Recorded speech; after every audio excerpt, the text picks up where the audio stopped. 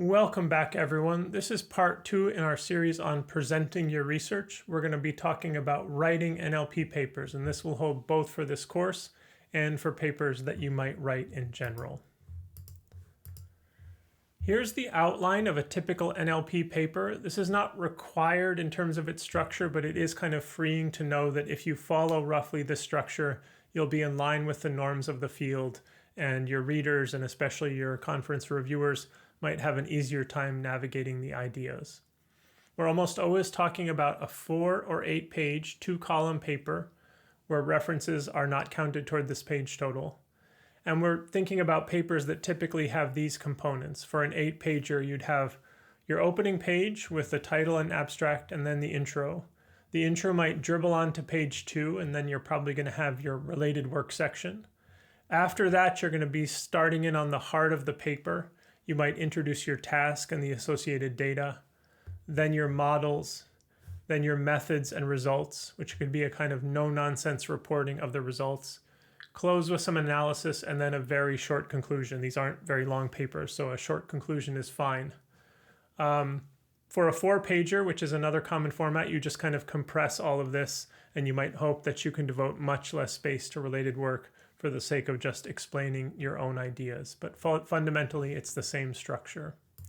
In a bit more detail, here are some notes on this. The intro, in the conventions of NLP papers, the intro is expected to tell the full story of the paper at a high level.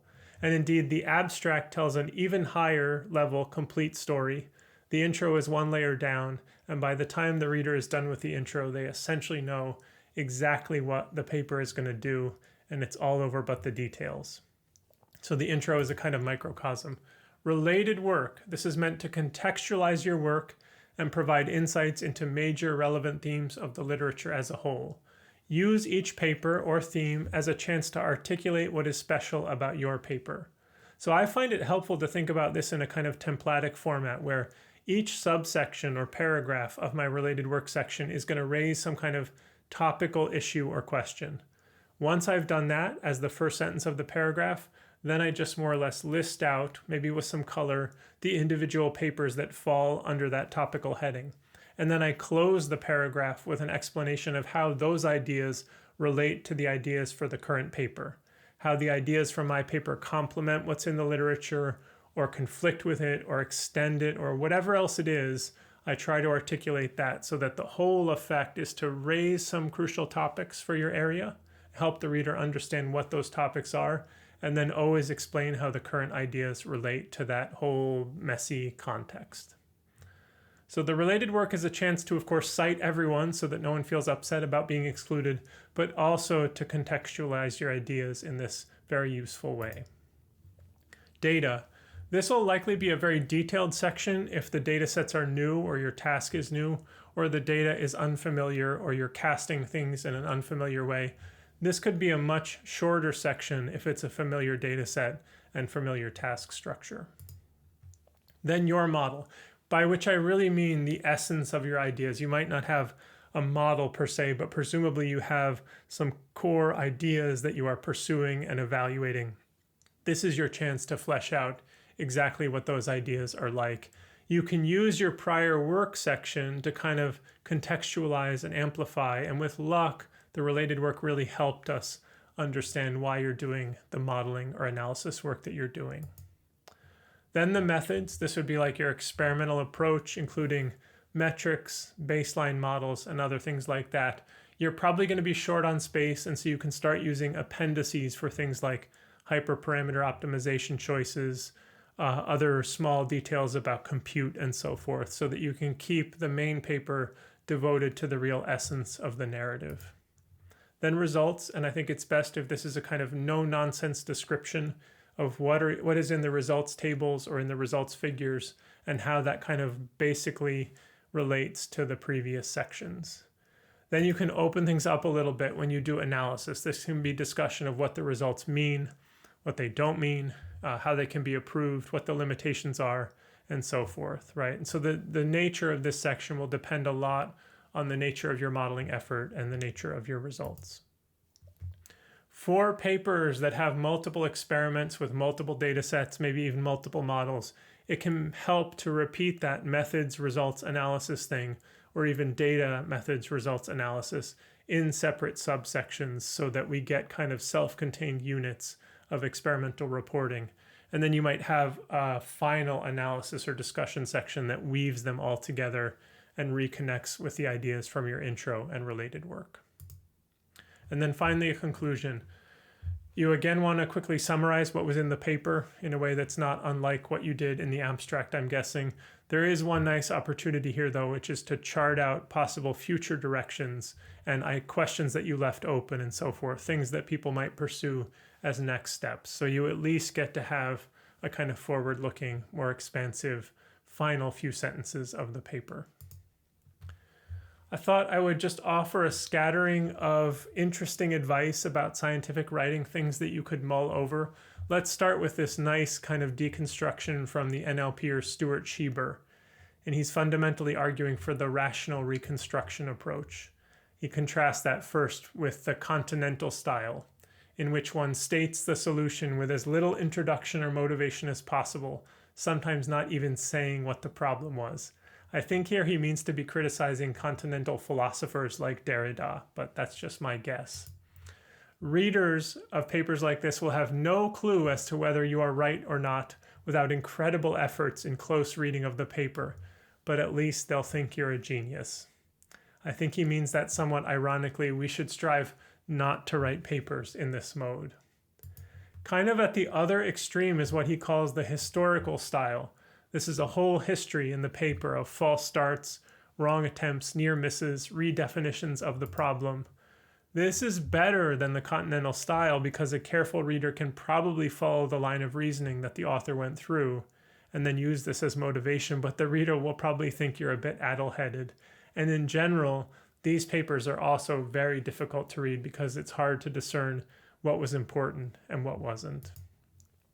So ultimately what Schieber offers as a better mode is the rational reconstruction approach.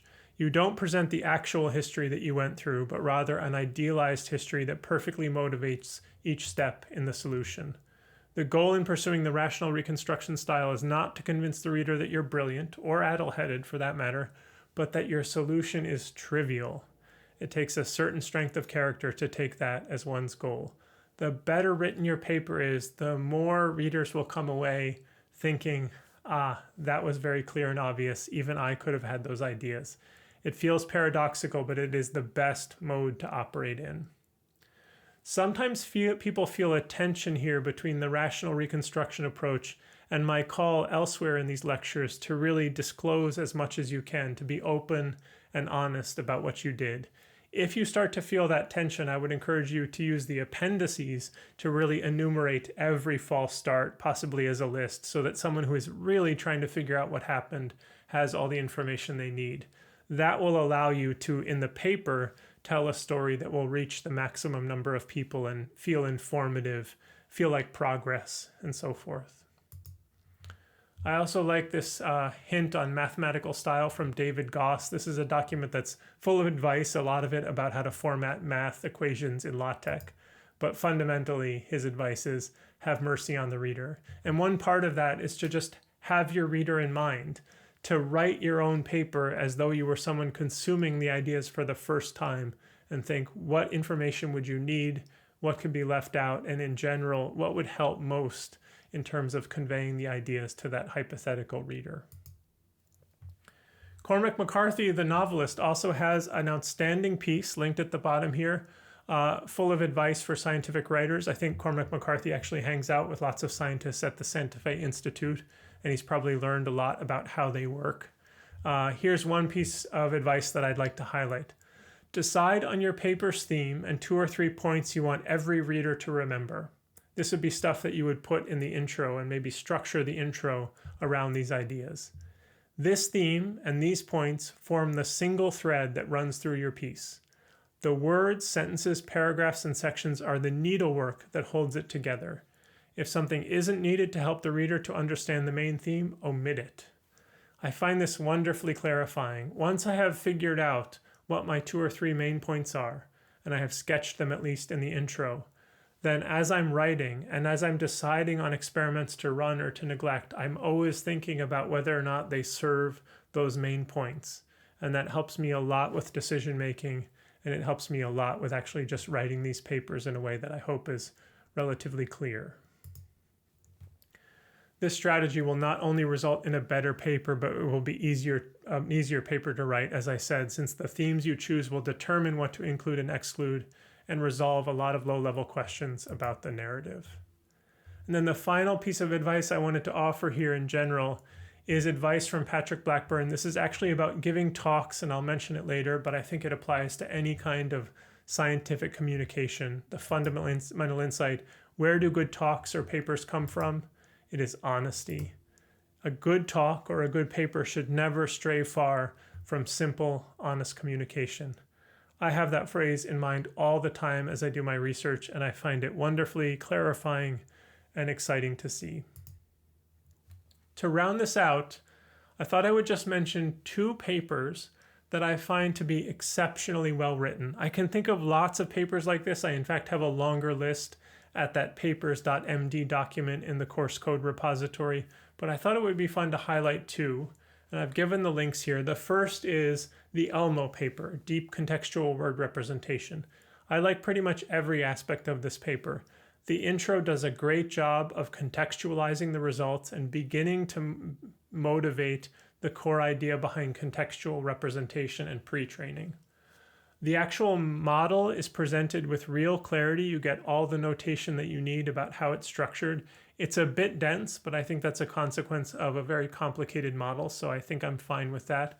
And then you get a really exhaustive exploration experimentally, and then with follow-up questions and hypotheses that really give you an amazingly full picture of Elmo and its strengths and weaknesses. It's a short paper, but man, it feels jam-packed with ideas, and you can learn so much just by reading it. I also thought I would single out the glove paper. This is another really interesting example. Now, I think the whole paper is well written, but the part that I would like to single out is the presentation of the model itself. Because rarely in NLP do you get a kind of analytic starting point that the authors build gradually into a model. They talk about the practical challenges of implementing that model and why that leads them to certain kind of implementation choices for it. And then ultimately you get a description of the various hyperparameters that are involved in the final implementation. By the end of that, you feel like you've really learned something conceptual in addition to kind of now understanding the details of the glove model itself. It doesn't hurt that the paper is well written elsewhere and has incredible results, of course, but I really single out the model reporting as an exceptional piece of writing that we could all kind of think about as we think about the motivations for our own modeling ideas.